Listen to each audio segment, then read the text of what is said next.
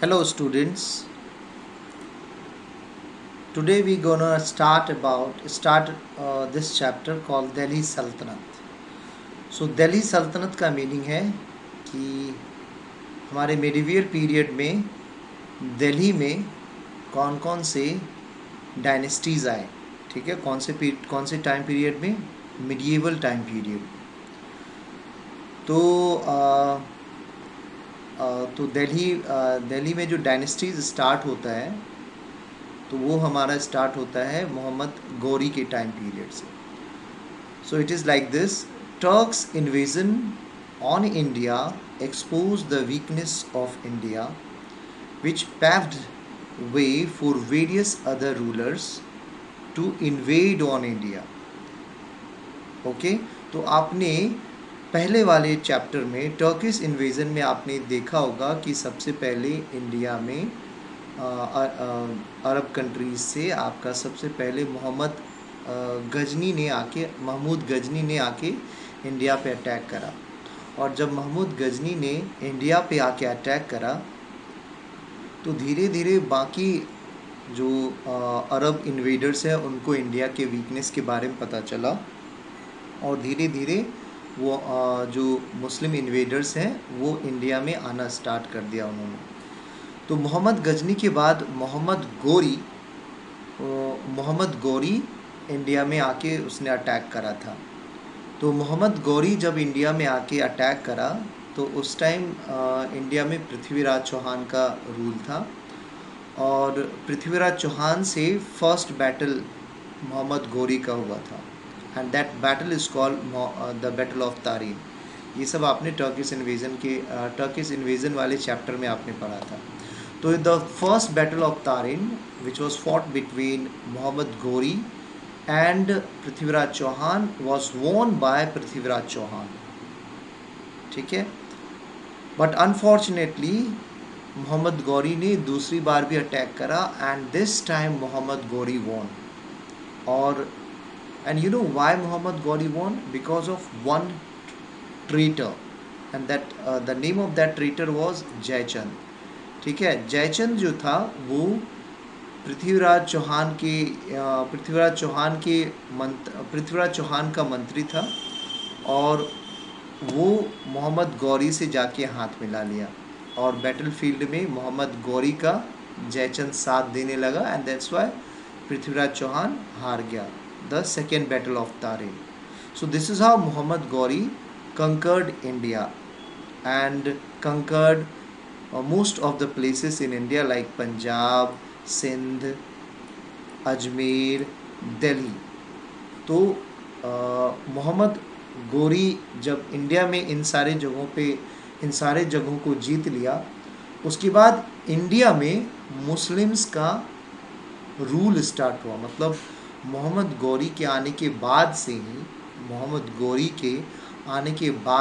से ही इंडिया में मुस्लिम rule start हुआ, ठीक है। तो आपको एक इंटरेस्टिंग फैक्ट बताता हूँ मैं यहाँ पे। मोहम्मद गौरी का कोई भी सन नहीं था, कोई भी बेटा नहीं था। तो वो उसने क्या करा, अपना जो एरिया जो मोहम्मद गौरी ने जीता था इंडिया में उसने अपने ट्रस्टेड स्लेव को दे दिया, ठीक है। और उस स्लेव का नाम था कुतुबुद्दीन ऐबक, ठीक है। उस स्लेव का क्या नाम था? कुतुबुद्दीन ऐबक, ओके। और since he was a slave to Mohammad Ghori and Muhammad Ghori gave all his empire of India to Qutbuddin Aibak. So Qutbuddin Aibak से तुम्हारा स्लेव डायनेस्टी दिल्ली में स्टार्ट हुआ, ठीक है। तो सबसे पहला दिल्ली सल्तनत का सबसे पहला डायनेस्टी जो है आपका स्लेव डायनेस्टी है। सबसे पहला डायनेस्टी आपका स्लेव डायनेस्टी है और स्लेव डायनेस्टी जो है वो कुतुबुद्दीन ऐबक से स्टार्ट हुआ और कुतुबुद्दीन ऐबक मोहम्मद गौरी का ट्रस्टेड स्लेव था, ठीक है। सो इसी कुतुबुद्दीन ऐबक को मोहम्मद गौरी ने अपना सारा एम्पायर दे दिया, जो भी उसने इंडिया में जीता था। और क्यों दे दिया, मैंने अभी आपको बताया, क्योंकि मोहम्मद गौरी को कोई भी सन नहीं था। तो यहाँ से आपका डिफरेंट डायनेस्टी स्टार्ट होता है, मतलब दिल्ली के अंदर कितने रूलर्स आए वो स्टार्ट होता है। तो यहाँ पे डायनेस्टी का मतलब है कि a group of rulers from a particular clan is called dynasty. ठीक है, group of rulers from a particular clan is called dynasty. तो इस तरीके से दिल्ली में मेनली 4 डायनेस्टी ने रूल करा था, and these are given in sequence. तो आपको सीक्वेंस में ही लर्न करना चाहिए। So the first one is slave dynasty, second one is your Khilji dynasty, third one is your Tughlaq dynasty, and fourth one is your Lodi dynasty. Students, इसको आप sequence में ही लर्न करना, ठीक है, क्योंकि एग्ज़ाम में आपको मे भी इस तरीके से आ जाए कि arrange the dynasty from the former to latter, और लेटर टू द फॉर्मर, इस तरीके से सीक्वेंस में अरेंज करने के लिए दिया जाएगा। And in the flow chart, the name of the rulers belongs to the particular dynasty in sequence are also given in this slide. तो ये भी आपको सीक्वेंस में ही लर्न करना है। स्लेव डायनेस्टी में पहले कौन आया, उसके बाद कौन आया, उसके बाद कौन आया, ये आपको सीक्वेंस में लर्न करना है। ठीक है बच्चों, तो ये इसका एक मैंने निमोनिक्स बनाया है जिससे कि आपको आसानी से याद हो जाएगा सीक्वेंस में डायनेस्टीज़ इन दिल्ली में किसके बाद कौन सा डायनेस्टी आया। ठीक है, तो ये एक निमोनिक है, स्लेव खोला ताला, स्लेव खोला ताला। स्लेव से स्लेव डायनेस्टी, खोला से खिलजी डायनेस्टी, ता से तुगलक डायनेस्टी, एंड ला से लोधी डायनेस्टी, एल से लोधी डायनेस्टी, एंड टी से तुगलक डायनेस्टी। तो ये आप याद करोगे तो ये सीक्वेंस में आपको याद रहेगा। ओके, तो now first we will talk about the slave और मामलुक डायनेस्टी। ठीक है, स्लेव और मामलुक डायनेस्टी। उससे पहले यहाँ पे कुछ क्वेश्चंस दिए हुए हैं, और these questions are based on the things that just now we discussed in the above portion. तो आप ट्राई करो इन सारे क्वेश्चंस का आंसर देने के लिए। ओके बच्चों, तो now we will talk about slave dynasty. Okay, तो स्लेव डायनेस्टी में first question, if I see the topic the slave और द मामलुक डायनेस्टी, तो यहाँ पे आपको एक टास्क मैं देता हूँ, मामलुक का मीनिंग आप लोग ढूंढना। ठीक है, मामलुक मीन्स क्या होता है। तो द स्लेव डायनेस्टी मैंने आपको बताया कि इसको हम लोग स्लेव डायनेस्टी क्यों बोलते हैं। ठीक है, अब ये एक क्वेश्चन है, क्योंकि ये मैंने आपको पहले डिस्कस कर लिया है, तो ये आप वीडियो को पॉज करके रिकॉल करो कि स्लेव डायनेस्टी को हम लोग स्लेव डायनेस्टी क्यों बोलते हैं। Now the first question arising about the slave dynasty, who started slave dynasty? Okay, so the answer is Muhammad Ghori made the slave Qutbuddin Aibak as the deputy of India after the death of Ghori. ठीक है, Mohammad Ghori made the slave Qutbuddin Aibak as the deputy of India after the death of Ghori. Aibak took the command of India in his hand, and Qutbuddin Aibak started slave dynasty in India. So, who started slave dynasty in India? So the answer will be Qutbuddin Aibak. Now next question arises, who were the rulers in the slave dynasty? So the first ruler was Qutbuddin Aibak, then Iltutmish, then Rajia Sultan, then Nasiruddin Muhammad, and then Ghiyasuddin Balban. ना एक एक करके अभी हम लोग सभी rulers के बारे में जानेंगे, और ये सारे rulers are called the rulers of slave dynasty. ठीक है, तो first one is your Qutbuddin Aibak. Okay, so Qutbuddin Aibak ruled Delhi from 1206 to 10th century. 10th century years ago. ठीक है. तो first feature is first thing about Qutbuddin Aibak, he founded the slave dynasty. So who founded the slave dynasty? Qutbuddin Aibak founded the slave dynasty. As most of the rulers of the dynasty were slaves or children of slave, so they were called slave dynasty. तो आपका answer यहाँ पे दिया हुआ है कि why slave dynasty is called slave dynasty, because this dynasty was started by a slave called Qutbuddin Aibak, and जो उसके आगे के जो रूलर्स थे वो यानी तो स्लेव्स थे यानी तो चिल्ड्रन ऑफ स्लेव्स थे. That's why this dynasty was called slave dynasty. Next one is Qutbuddin Aibak was great pattern of literature, art and architecture. यहाँ पे पैटर्न का मतलब होता है follower. So Qutbuddin Aibak was great follower of literature, art and architecture. मतलब वो buildings वगैरह में, आर्ट में, लिटरेचर में, ठीक है, बहुत ज़्यादा इंटरेस्ट लेता था. कौन? Qutubuddin Aibak. He build Qutub Minar and Quwwat ul Islam mosque in Delhi and Adhai Din ka Jhopra in Ajmer.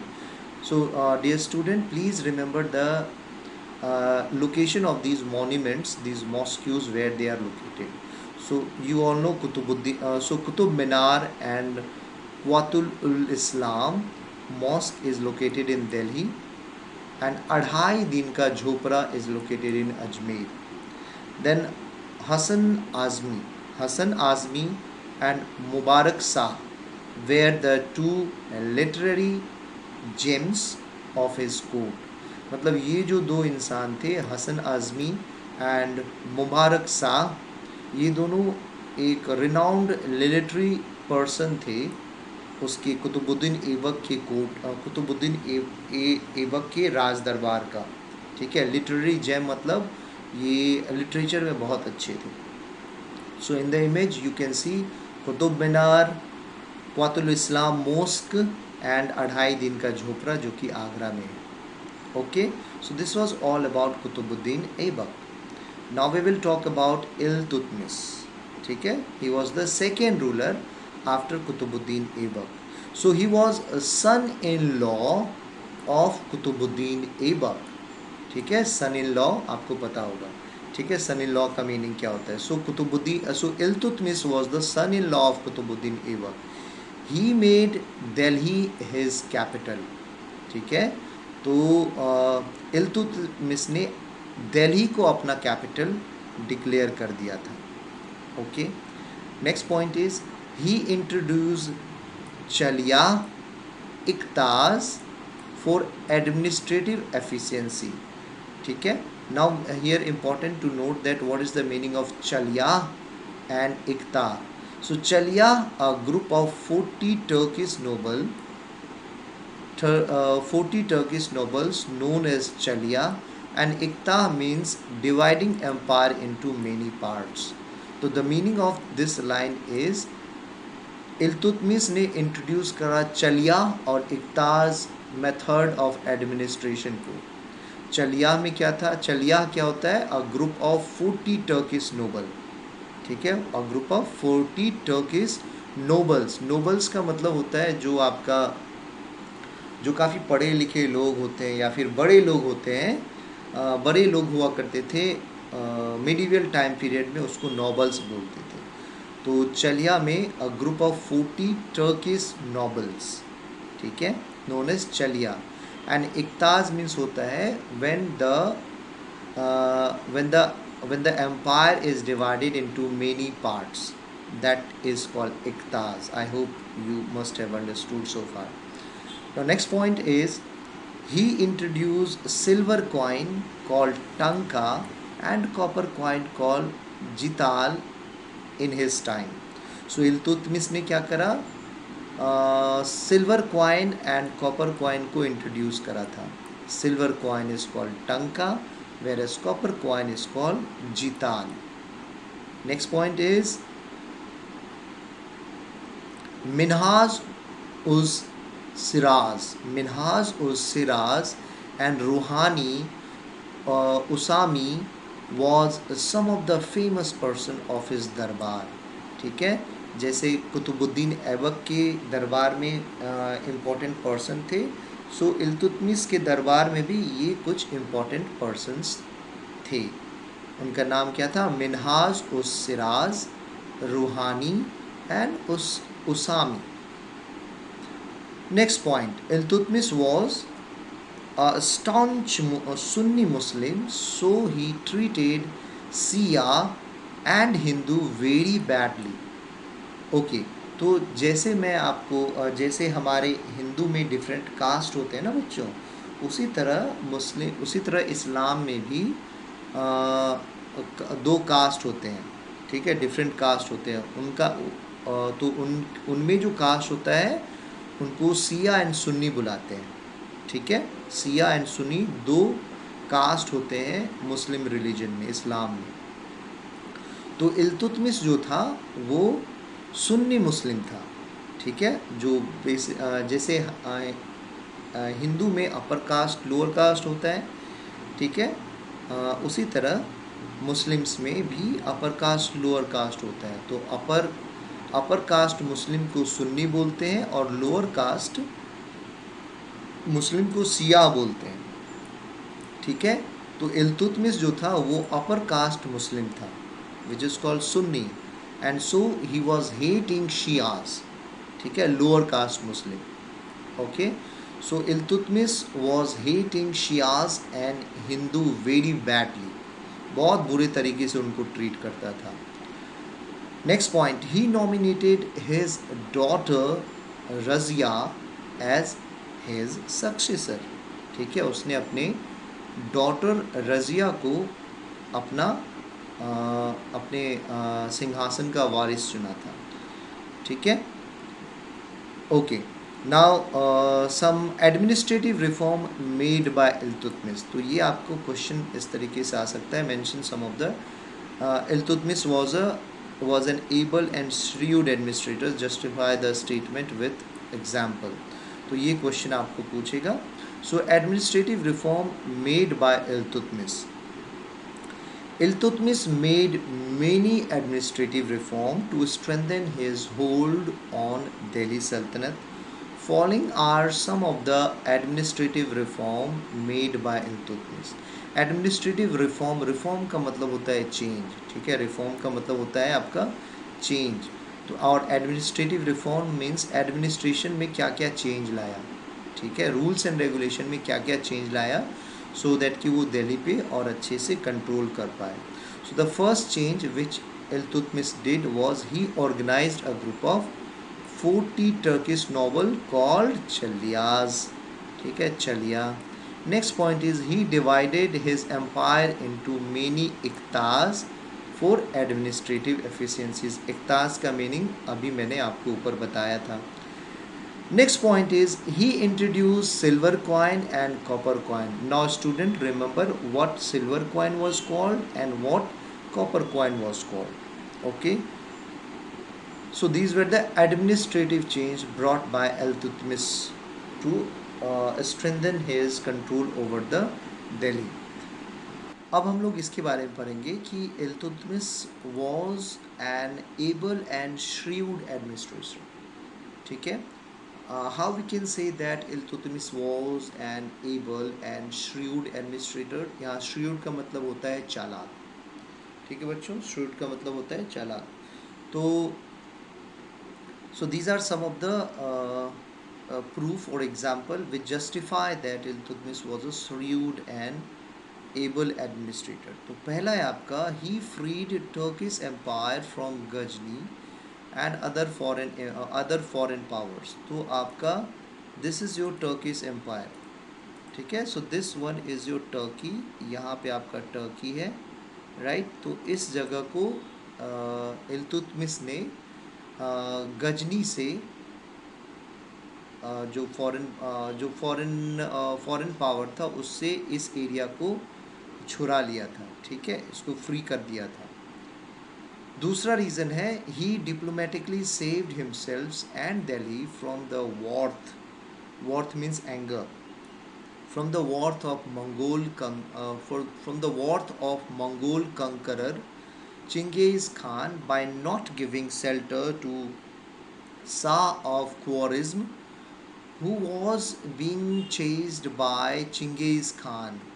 Iltutmish said Shah of Khwarizm that the climate of Delhi will not suit him, so he should not take shelter in Delhi.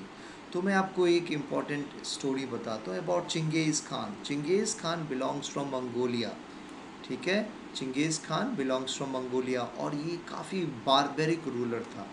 Barbaric ruler means बहुत सारी हत्याएं वगैरह ये करता था, बहुत सारी killing and robbing वगैरह करता था. ठीक है, तो ये जहाँ भी जाता था पूरा गांव का गांव ला मतलब पूरे गांव में डेड बॉडीज़ पूरा फैल जाता था. मतलब इतनी लोगों को ये मारता था. इस पे यूट्यूब में बहुत सारे वीडियोस बने हुए हैं ऑन ऑन चिंगेज़ खान, तो आप लोग इसे देखना कि कितना बारबेरिक था ये. फाइन. तो ये जो चिंग और इस वजह से सब कोई इनसे डरता था. तो इसी तरह ये चिंगेज़ खान खुरा ये ख्वारिज़्म जो है, ख्वारिज़्म जगह का नाम है, तुर्कमेनिस्तान में, तुर्की में ख्वारिज़्म एक जगह का नाम है. वहाँ के रूलर्स को वो वहाँ पे उसने अटैक करा, और वहाँ का रूलर उससे बच के भागने लगा, और भागते भागते पहुँच गया आपका इंडिया. कौन पहुँच गया? The ruler the ruler of और द शाह ऑफ ख्वारिज़्म. और उसके पीछे ये चिंगेज़ खान उसके पीछे था. ठीक है. तो जब वो मतलब शाह ऑफ ख्वारिज़्म दिल्ली पहुंचा और इल्तुतमिश से बोला कि मेरे पीछे चिंगेज़ खान है, मुझे कुछ दिन के लिए दिल्ली में रहने दो. तो इल्तुतमिश को पता था कि चिंगेज़ खान कितना बारबेरिक है, तो उसने डिप्लोमेटिकली शाह ऑफ ख्वारिज़्म को क्या बोला कि आप दिल्ली में मत रुको, क्योंकि यहाँ का जो क्लाइमेट है वो आपको सूट नहीं करेगा.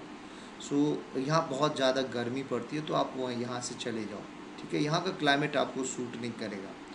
तो इस तरीके से इल्तुतमिश ने अपना दिल्ली को भी बचाया फ्रॉम चिंगेज़ खान, और अपने आप को भी बचा लिया चिंगेज़ खान से. ठीक है.